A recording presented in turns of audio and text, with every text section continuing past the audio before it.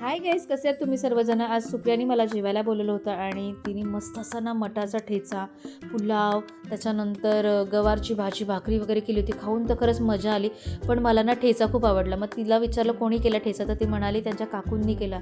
मी काकूंना म्हटलं काकू मला ती रेसिपी दाखवा. तर त्यांनी काय केलं, पहिलं ना तव्यावरती मस्त असे वाटाणे ना भाजून घेतले खरपूस असे विदाऊट ऑइल. त्यानंतर मिरची भाजली आणि मग थोडंसं तेल टाकल्यानंतर ना लसूणसुद्धा टाकलं आणि हे तिन्ही जिन्नस म्हणजे मटार, लसूण आणि मिरच्या काकूनी तांब्यानी मस्त असे ठेचून घेतले आणि मग पुन्हा तो तवा आपला गॅसवर ठेवला. थोडंसं तेलामध्ये कोथिंबीर टाकली आणि सगळे ठेचा छान सौते करून घेतला. म्हटलं ठेचा तर काकू छान स्मेल येतो, तर त्या बोलल्या आता घरी जाताना ठेचा तर घेऊन जाच, पण त्यासोबत भाकरीही घेऊन जा. म्हणून त्याने छान अशी ज्वारीच्या पातळ मोठ्या अशा भाकऱ्या थापल्या आणि मस्त अशा शेकवल्या त्याने गॅसवरती.